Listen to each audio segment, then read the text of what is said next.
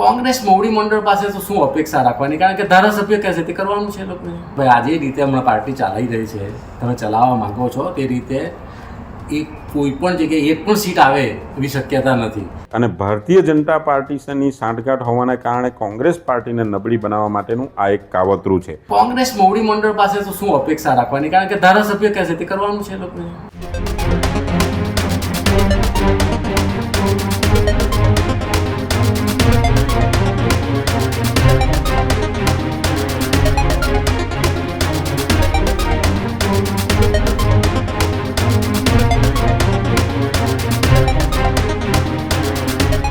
નવસારી કોંગ્રેસમાં સર્જાયો છે મોટો વિવાદ. કોંગ્રેસનો આંતરિક ડખો છે એ ચરમસીમા પર પહોંચી ચૂક્યો છે. પૂર્વ પ્રમુખે ધારાસભ્ય અનંત પટેલ સામે એક પત્ર લખ્યો છે. પૂર્વ જિલ્લા પ્રમુખે ધારાસભ્યને પત્ર લખ્યો છે કે જેમાં તેઓના દ્વારા બળાપો ઠાલવવામાં આવ્યો. પૂર્વ જિલ્લા પ્રમુખના લેટર બોમ્બથી જિલ્લા કોંગ્રેસમાં જાણે કે સ્ફોટક સ્થિતિ સર્જાઈ છે.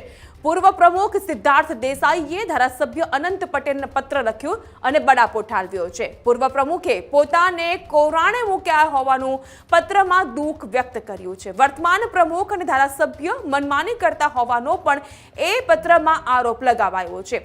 વાયરલ પત્ર બાદ વર્તમાન પ્રમુખે સમગ્ર મામલે મૌન તોડીને આપ્યો છે જવાબ.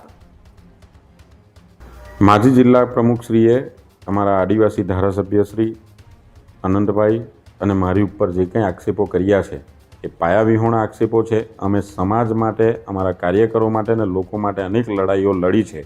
એ પારટાપી રિવર લિંકની લડાઈ હોય, કસ્ટોડિયલ ડેટ હોય, ભારતમાલા હોય, એમાં બે ઝીઝક છાતી ખોલીને લડ્યા છે અને આદિવાસી સમાજને ન્યાય અપાવ્યો છે. ત્યારે અત્યારે જે પાયાવિહોણા આક્ષેપ થઈ રહ્યા છે એના માટે આદિવાસી સમાજમાં ખૂબ જ રોષ ફેલાયો છે અને આવનારા સમયમાં આદિવાસી સમાજ એમના ઘરનો ઘેરાવ કરશે અને એમની ઉપર જવાબ માંગશે. પોતે ભારતીય જનતા પાર્ટી સાથે સાંઠગાંઠ ધરાવીને તાલુકા પંચાયતમાંથી 1.5 કરોડથી વધુના કામ લઈને ફરે છે અને ભારતીય જનતા પાર્ટીની સાંઠગાંઠ હોવાના કારણે કોંગ્રેસ પાર્ટીને નબળી બનાવવા માટેનું આ એક કાવતરું છે. પોતાની માનસિકતા એવી છે કે ઢોળિયા પટેલ ધારાસભ્ય બીજી વાર ધારાસભ્ય નહીં બનવો જોઈએ, કારણ કે ભણેલો ગણેલો સમાજ છે. બીજી વાર ધારાસભ્ય બને તો એ નેતા બની જાય ને આપણા કહિયામાં ના રહે. એવી માનસિકતા ધરાવતા આ વ્યક્તિએ અત્યારે માનસિક સંતુલન સંપૂર્ણપણે ગુમાવી દીધું હોય એવું લાગી રહ્યું છે. એક તો પહેલાં કે આ પત્ર લખવા અને એની પ્રસિદ્ધિ મળે, કોંગ્રેસની ઇમેજ બગડે એટલા માટે અમે પત્ર લખ્યો નથી. પહેલી વાર માત્ર મારે અનંત પટેલને જણાવવાનું હતું, કારણ કે હમણાં સંગઠનમાં પણ એ જ માથું મારે છે. અમે મોવડી મંડળ તરીકે એને સ્વીકારી લીધો છે, એટલે એને જ અમારે ફરિયાદ કરવાની કે ભાઈ આજે રીતે હમણાં પાર્ટી ચાલી રહી છે, તમે ચલાવવા માગો છો તે રીતે એ કોઈ પણ જગ્યાએ એક પણ સીટ આવે એવી શક્યતા નથી. તમે બચાવી એટલે તમે ઉમેદવાર મહામુસીબત ઊભા કરશો તો આ ભાજપવાળા એને ખરીદી લેશે. તમે જે રીતે ચાલો છો તે રીતે પ્રભાવહીન જિલ્લો થઈ ગયો છે. એ વ્યથાને લીધે મેં કે આમાં કંઈ કરવું જોઈએ, કાર્યકરો રજૂઆત હતી. કઈ રીતે એ વાયરલ થઈ ગયો એ મને ખ્યાલ નથી.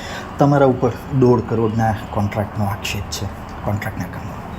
એક વસ્તુ છે કે હું પોતે કોન્ટ્રાક્ટર નથી, મારી એવી કોઈ મંડળી નથી. પ્રશ્ન એક જ અહીંયા આવે છે કે કોઈ પણ જગ્યાએ કોઈ પણ પ્રકારના ભાજપ દ્વારા અન્યાય થતો હોય તો તે લોકો મારી પાસે આવે છે.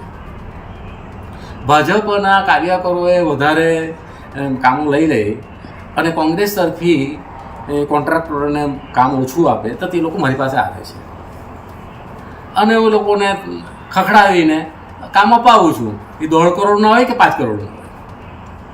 કોંગ્રેસ મોવડી મંડળ પાસે શું અપેક્ષા? કોંગ્રેસ મોવડી મંડળ પાસે તો શું અપેક્ષા રાખવાની, કારણ કે ધારાસભ્ય કહે છે તે કરવાનું છે લોકોને. નહીં તો ધારાસભ્ય નહીં કહે તે લોકોને એમ કે એ તો જતો રહે છે, એમ કે પાર્ટી છોડી દીધી તો શું કરવાનું મારે, એટલે મારે તેને સાચવવો જ પડે. અમિતભાઈ ખુદે કહ્યું છે